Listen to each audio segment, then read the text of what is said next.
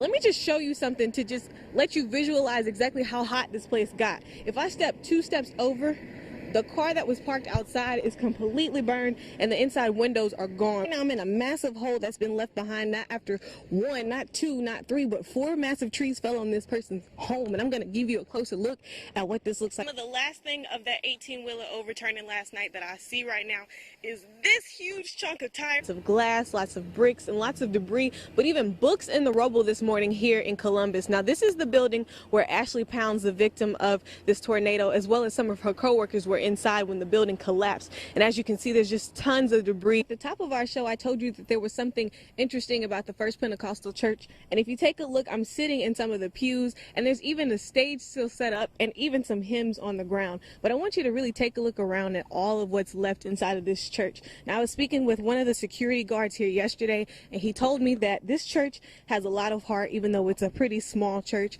He says that they're going to continue to move on, and they even had a service and a baptism yesterday.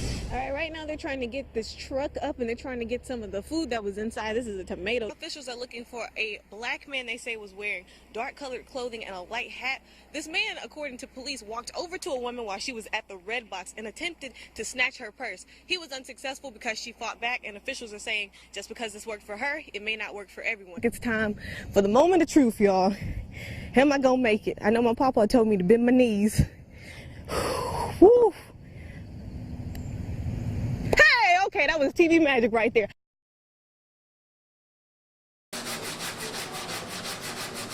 It's a goal every day. Colton Hudson is a Tupelo High School senior taking part in the collision repair program. My grandfather, he's a mechanic, and I kind of wanted to do it because I like to get hands-on. And this program is full of hands-on activities. Colton and other students have an opportunity to learn a range of things in 2 years. Look at a car and know what kind of body work's been done to it. And I learned how to sand. I learned how to work in the shop. I learned how to have good work ethic. Although students have lots of fun with interactive projects, instructor Derek Bradley says they hit the brakes to hit the books. You can't learn what's new out there if you don't study, don't get in the books and research. So we do a lot of research and a lot of book work in the classroom. And then once you do that, you get to come out here and apply it in the shop. Right now, students are getting ready to roll out a pink Oldsmobile for a competition. This is to help represent the people that had or have breast cancer or survived breast cancer. Cars aren't the only thing they focus on in the collision repair class. They also focus on making a difference in the community, and one of those ways is by using bikes. If it has wheels, we're going to try to fix it. The class has also created an initiative called Sharing at Christmas. Throughout the year, we asked neighborhoods, people on social media to donate bikes. And what we do is our class, for about a full month, we'll come to class and we restore bikes. And these are a few of the bikes that we have already. We're going to take the bikes and we're going to fix them up. And at Christmas time, we're going to give them away to kids or adults, just families that maybe not afford a bike for Christmas but would like to have one.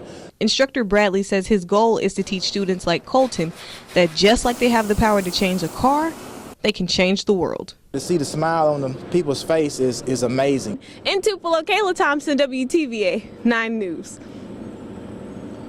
My ultimate goal is to probably own my own business one day and just put my family in a better position. The desire to create a better life for himself and his family sparked an idea in Michael Prather's mind to enroll in the welding course at Northeast. He works at a factory overnight and heads into the classroom early in the morning. I got a mortgage. I got a daughter in college.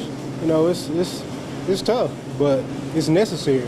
Sometimes you just gotta do what dad has to do. Prather says he chose welding because the possibilities are endless. Welding would be something that you can use in anything in life: home building, auto fabrication, bridge building. You take a pile of just raw material and you end up, at the end of the day, you end up with something. Anthony Harden is the instructor of the course who has been passionate about building since he was a kid. As a kid, I grew up wanting to build things, working on cars, go-karts, four-wheelers, whatever it was. So it was something that I was drawn to. Now Harden uses his knowledge to teach the next generation of welders. No experience is necessary for this course, and to prove it,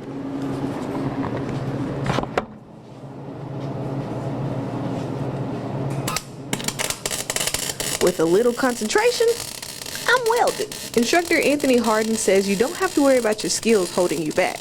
I like to have somebody in here who's green, who doesn't understand anything about what's going on, so I can teach you. During this 12-week interactive course, Hardin makes sure students really know what they're doing. You're welding too. I notice while you're going, you're pushing that puddle ahead of you. Make sure you turn that rod and drag it just a little bit. He also encourages anyone interested in career advancement to sign up. Maybe you've been out there 10 or 15 years and you just want to better your skill set. You know, maybe you're working an assembly line somewhere and you want to become a maintenance worker.